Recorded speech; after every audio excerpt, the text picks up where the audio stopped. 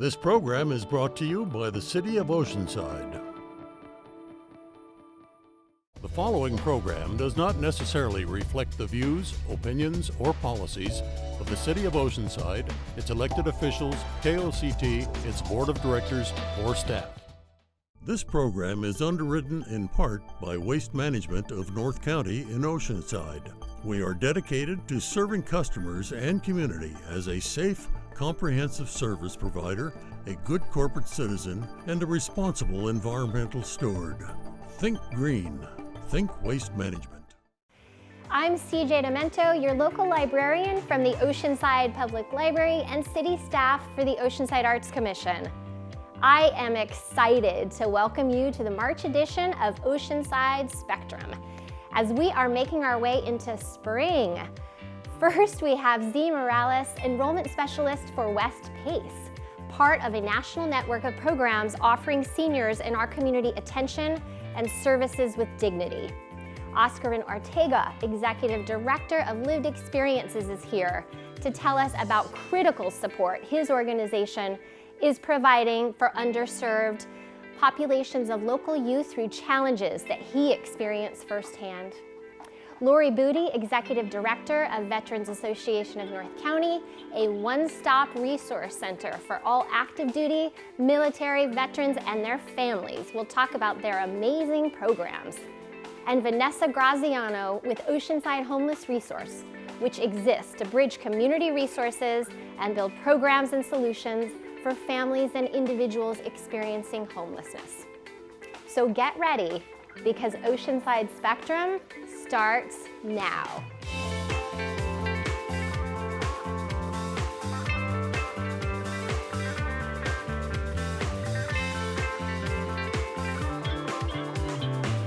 Z Morales, enrollment specialist with West PACE of Northern San Diego, is with us.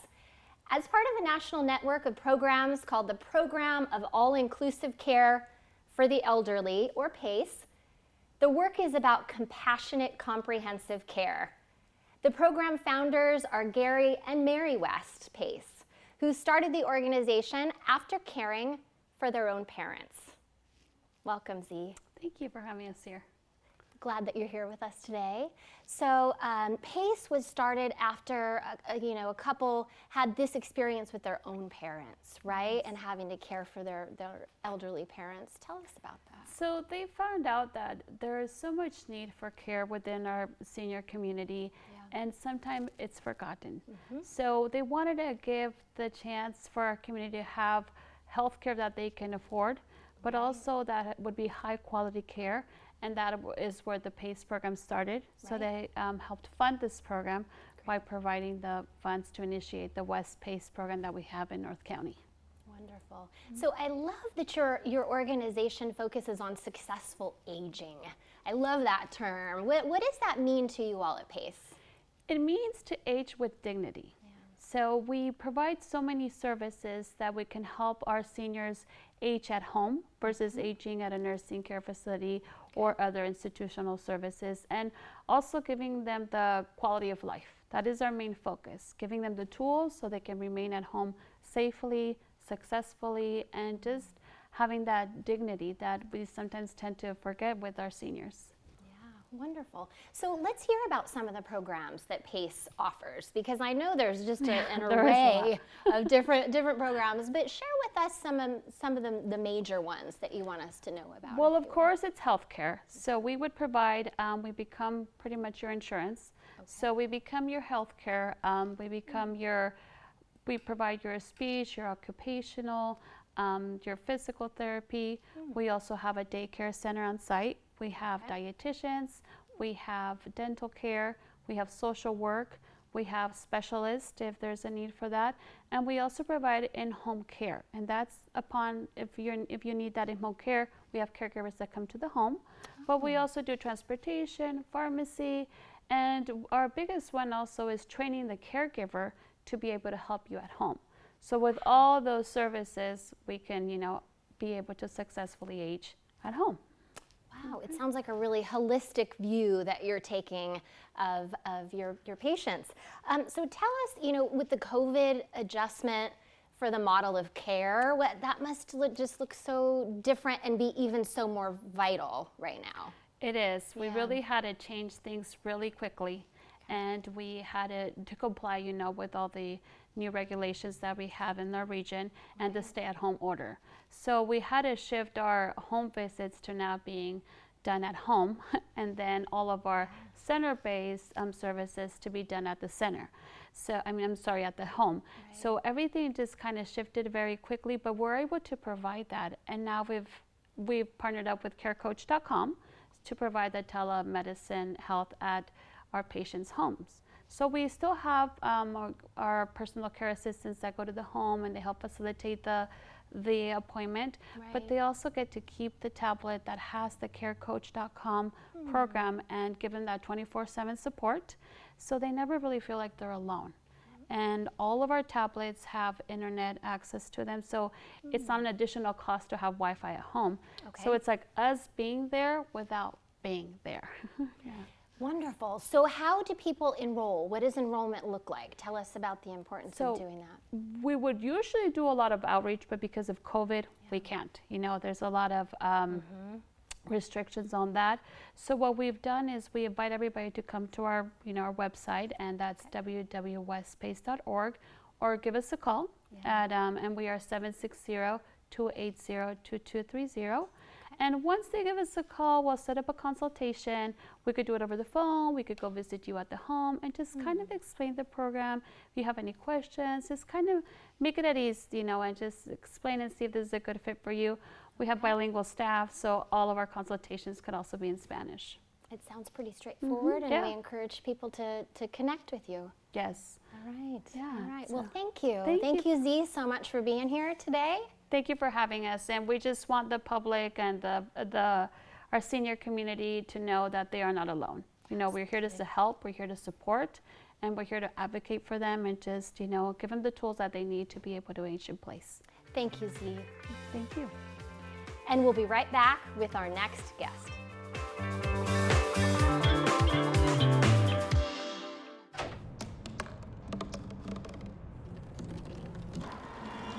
Everybody has a dream.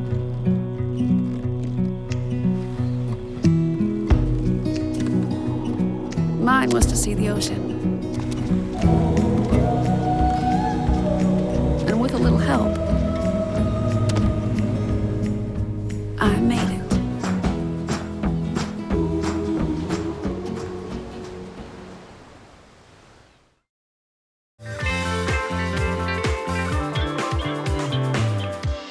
Welcome back. Oscarine Ortega is with us. Born and raised in Oceanside, he created lived experiences to provide support for youth in his community. As a grassroots organization, his mission is to serve, to heal, and to educate. Welcome. Hello. I'm happy you're here with us today. Yes. Thank you so much. So tell us about that mission. Yeah. Tell us about what that means to you. Well, I think education heals a lot of perspectives in people's lives, especially in the community itself. So we're very disconnected. The youth are very disconnected. Yeah. I started this program because of my own experience in life. Right. And I wasn't educated. I was very disconnected from my own family, from my own community, and even from the whole system itself, Oceanside itself. So trauma heals. I'm on a mission to educate, to heal, and to support our communities. Yeah. Awesome. So you have this lived experience, Yeah. right? And you came to the realization that early trauma leads to disconnect from your families, your communities, from your friends. To speak a little bit about that. I think it's important for people to really hear that and honor what you're doing with your work. Yeah, no, it's super important. Yeah. So when I was growing up, I was an addict myself. Right around 22, I went to a better path in my life, but I was very confused. I didn't know what was happening with me. Where did the anger come from? Right. So I started doing a little research, and it was all about trauma. Yeah. Well, I didn't really know what trauma meant until I came about the ACEs study, which really put perspective in my life. And what it is that early childhood adversities really affected how you grew up in life. Right. And it told my whole story there. So the disconnect, the abuse, the violence, just not having a good support system. That's all trauma-based information that people need to know about so we could heal ourselves and really be connected with a good support. And that's where my mission's at right now. Amazing. So you do weekly support groups with teens, and that really is your mission, is to work with teens and help them connect, Yeah. right? So we do restorative practices. We do restorative circles. We talk about trauma, all workshops hands-on. So there's something about the brain that really transforms people's life. Yeah. It's called neuroplasticity. The more we learn, the more our brain transforms and adapts to our society, to our environment. So by teaching someone something to a kid, they don't really get to grasp it until they actually feel it for themselves. Yeah. So that's the whole point of our groups, our weekly groups, and we just give them a piece of paper, we talk, we show emotion, but it's not privately, it's more in a group setting. And I think that's the most effective part, when people know there's other people going through like the same stories they have, and they grow and they heal together, and it's super amazing, super amazing. And you know, the teen years are challenging to begin with, right? But now we've got COVID, you know, on top of that. What are you seeing in our community teens? What are you seeing with them? Yeah. Truancy is up, Yeah. right? Kids being with no support system, parents have to work even twice as hard to pay bills. So we're even seeing a more disconnect between youth and services, especially nonprofits right now are not really servicing as much as they should. Okay. But obviously, obvious reasons. But it gives me the great opportunity to engage with the community. Yeah. We just noticing there's a lack of support right now. Okay. So we're having weekly distributions, food distributions, our youth groups, and it's just giving us opportunity to build that connection and trust with our youth. And it's amazing. They just want somebody to be there for them once in a while. Absolutely. And is that where the Dream Center comes in? It is. Yeah. So the whole idea is to bring as much wonderful people together to really have a support system for not only our youth, but also like our homeless people, our just working families itself. Okay. Food, mobile showers through our partners, social services through other partners. And then we just want to grow, is have this beautiful community in one center, creative arts, music, support. Yeah. Yeah. Awesome. So if someone wants to know more about what you're doing, what do you want them, where do you want them to go? Well, we always welcome people to come to my website, social media, Facebook, Instagram. Monetary support is always great, but come and get involved. Get your hands dirty, participate, get to learn the community, and really get involved in the social science, the community part about what we do. So. Yeah, the communal connection of all of it. Is there anything else that you want folks to know about lived experiences? Yeah, lived experiences is bringing a new social innovation program into the community. Something that's really unheard of, that we really need in our community since 100 years ago. Something that we all share, which is trauma education, emotional education. And the more we have of it, the better we heal together. So the more we smile, the better we live. Well, let's keep smiling. Let's support lived experiences. And thank you so much for all that you're doing for the youth in our community. I really appreciate it. Thanks for having me. Okay, so we'll be right back in just a moment.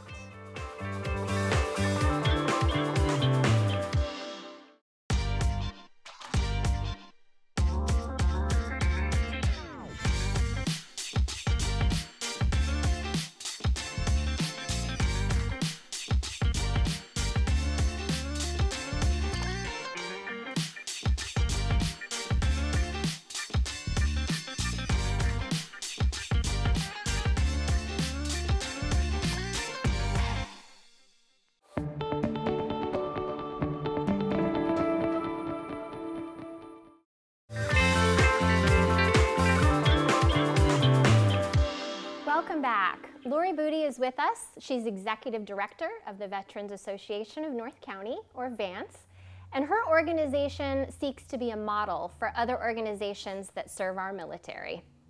VANCE has served as a vibrant gathering space and will again in North San Diego County, where all veterans, active duty military, and their loved ones can reach out for help and community. Welcome, Lori. Well, thank you so much for having me. I'm happy that you're with us today. As I. Yes, but I want you to talk about what things are like right now. I'm so happy to see you and this bright gathering, place, but it's looking different, but it's also a place where people can come to find support. Right, well, it's very bittersweet for us. As you know, when the pandemic hit, it's just been horrible on the lower ranks of the active duty in particular. So we started a food and diaper distribution in April. Okay. And from April through January, we've actually served over 19,000, actually 19,002 to be exact, and 89% of that has been active duty. So it's been a real big need, although my favorite stat that I give is we've given away 203,550 diapers to them. So you can see how the need's there, but like I said, a little bit bittersweet. But we're happy to be able to help, at least. Well, absolutely. And you said that a really incredible number of military spouses have been furloughed. Tell me that again, because it's really tough to Yeah, it's a hard one to get your arms around, I understand. We found that over 90% of our lower rank active duty spouses have been furloughed. And living in San Diego County on one income, it's a real difficult task. Absolutely. So it's been something. So you're doing this sort of centralized service, right? And support for our military. Yeah, exactly. We do it the second Friday of every month. Okay. We've had the community as a whole come out amazingly so. Matter of fact, we've had over 3,200 volunteer hours just for individuals coming out for an hour or two and giving towards the food distribution. Amazing, amazing. So you're also doing work with transitioning military personnel. And I want people to hear about this because you know, it is important work that you're doing to prepare the military for a transition out of the military. Right, we don't really so much as transition as a transformation is what we're really focusing on. Because they have been in the military, whether it's a short stay or a career. Right. They're coming out needing to get back civilian life-wise. So we have a training program called Vets Beyond the Uniform, and that has over 200 different career paths that they can actually take courses in, because we are a training center at Vance. So these courses are done online and in person. Right now, more so online, but we do a lot in our training center right here in Oceanside. Wonderful. And what kind of, are they certificate courses that they can take? What kind of It depends what they're going to do. If they're looking for a cybersecurity, that is getting them ready for their certification courses. If they're looking for culinary arts, we actually have a commercial kitchen. They go into the commercial kitchen with our executive chef, hands-on. However, if they're doing the Vets Beyond Uniform, focus of administrative needs to, well, like I said, there's over 200 career paths. Oh, yeah. So if people want to support Vance, I mean, obviously you're doing some really important work with our local military. How can they do that? How can people support Vance? Well, there's a couple different ways. We always are looking for volunteers, especially for our no-touch, no-contact food distribution. Again, saying it's a second Friday. Everything on our website will direct them to what they're interested in trying to help, whether that be just in-person help or financial help. We can always are in the need. People don't think about just the food costs, but things of the nature of buying the bags to put the food in too. I mean, things just add up really quick for us in that nature. But we're always looking for help. Okay, all right. And so how should people find out how to help you? Should they go to your website? What do you want them to do? Yeah, the best way to do is vance.me. I'm sure it's written somewhere on your band there, but vance.me is the best way to find out how to help. If they go to vance.me/food, that you can see about volunteering, or if they're an active duty military, veteran, or a family member, they're welcome to sign up to receive food. Okay. We're also doing a COVID testing as well, which is free to anyone who comes. They can just go to vance.me/COVID, no, excuse me, vance.me/testing. That's what it is. Okay. To get the COVID test, or just come for the food, whatever they like. Great information. And thank you so much. Thank you. And we will be right back with our last guest.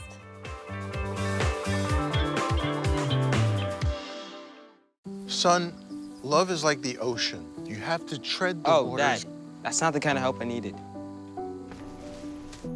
Jessica, will you go to prom with me? Yes. Thousands of teens in foster care can't wait to share their first with you.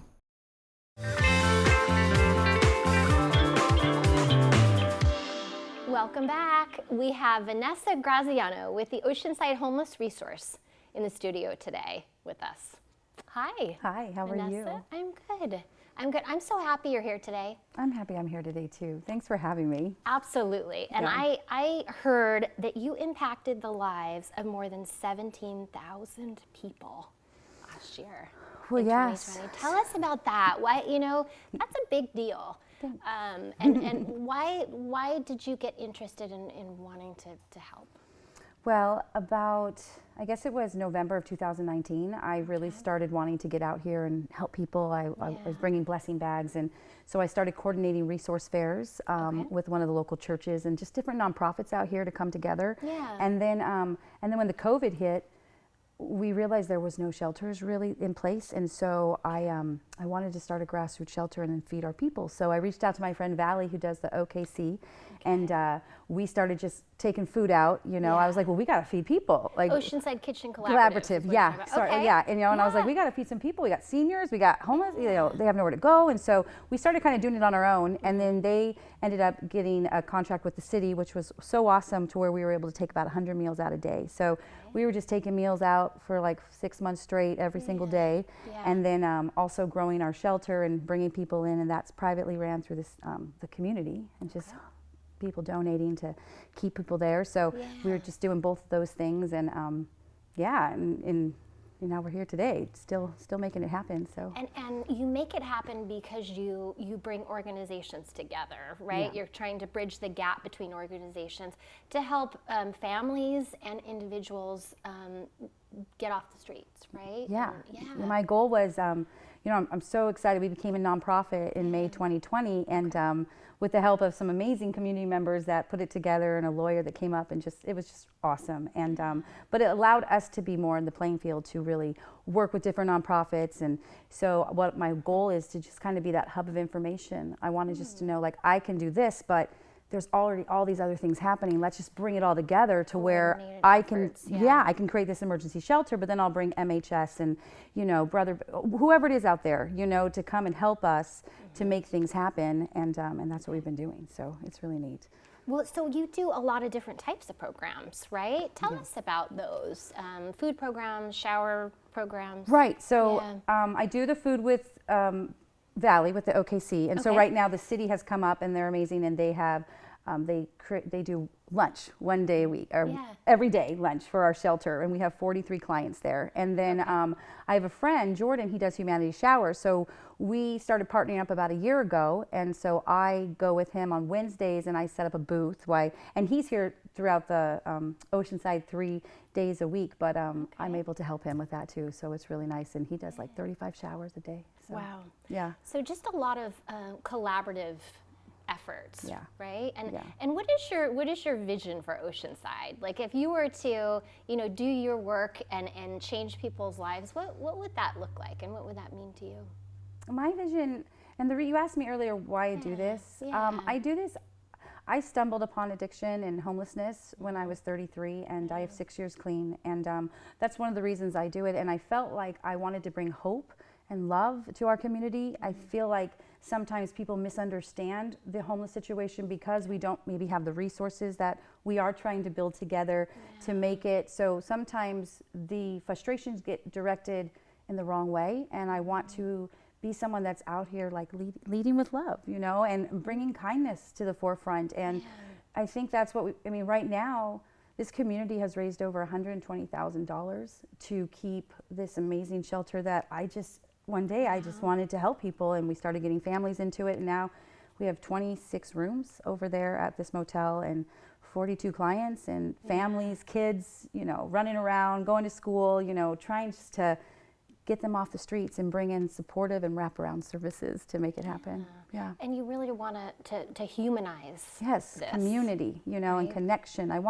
And that's what I see is when you bring in that love and support, and you realize that a lot of this comes from trauma, and everyone's unique to what they've been through. Has their own experiences and backgrounds. Right, and then you love that, and you nourish that, and you remind them that vulnerability creates strength, and past and what you've been through can be an amazing thing, and give light to other people. So that is what I'm trying to do. You certainly are amazing. Oh, thank you. So if people want to support you, and they want to support the efforts that you're working on, how can they do that? Well, you can definitely contact us. We have a Facebook, Oceanside Homeless Resource. We also have Instagram, and then we have a website, the Oceanside Homeless Resource. We have a phone number, an outreach number, and it's 760-717-7118. And anybody can call it, and if you need help, or if you have a family member, or if it's you on the streets, and you need to call us. definitely will bring food and essentials and do what I can to set up those resources for them. Wow. Thank you so much for being here today, Vanessa. You're so welcome. Thank you for having me. And thank you for watching this edition of Oceanside Spectrum with these incredible community assets that are seeking to move our community into a brighter 2021. If you would like to be a guest on the show, please visit koct.org/spectrum to find out details on how your nonprofit can be a part of Spectrum. Stay up to date with all things North County by visiting koct.org. Thanks, and take good care.